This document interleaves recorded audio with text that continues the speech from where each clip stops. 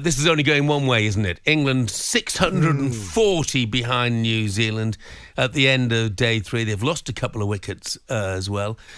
Joining us now for a wrap of events live from Hamilton is talkSPORT commentator Neil Manthorp. Morning, Neil. Morning, Neil. How are you?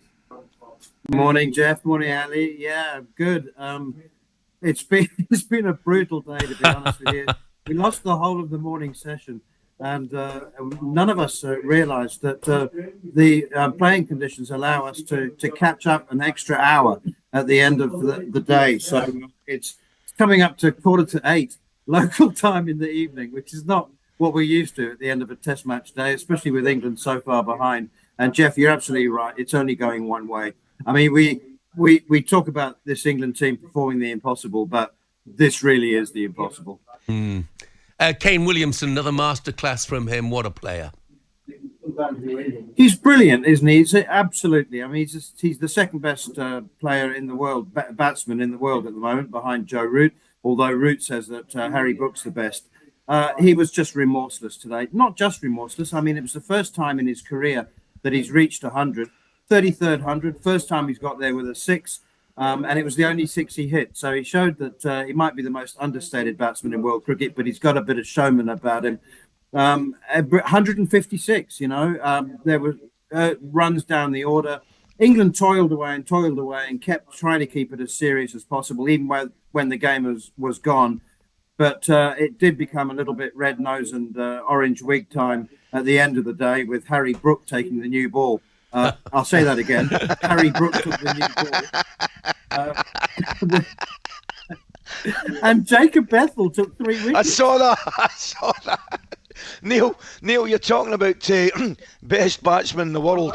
Somebody who sadly at this moment in time is not coming into that category would be Zak Crawley, dismissed, I think, for the 6th time by Matt Henry. Shades of Broad and Warner. Perhaps even more severe, Ali, because it's not only 6 out of 6 in this innings, but he's got rid of him 8 out of 10. I mean, this is a serious case of predator bunny, and Zak Crawley has just got absolutely no answer. But we've been talking about Zak Crawley for years and years now, and I just think, as Harmy always says, or has been saying for the last 6 months, that as long as Ben Stokes is captain and Brendan McCullum is the coach, then Zak Crawley will be opening the batting for England. He's had a dreadful series. He had a very, very thin time of it in Pakistan, and it's been a long time since he scored runs. But as Baz always says, we want special players, and it's not his job to be consistent. But it's he does strike the ball very, very nicely. He loves a cover drive. The earlier, the better. And all the old timers, all the traditionalists and the former players say that he wouldn't have got a look in their day. But Zak Crawley's here to stay as long as Ben and Baz are.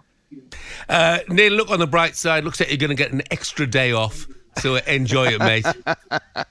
Oh yeah, well, yeah, we had 2 days off in the in the last test, but we will enjoy the last one. We need to fortify ourselves for the flight back. Yeah, absolutely. It's a long way home. Certainly is. Thanks, Neil. Take care, Neil. Cheers.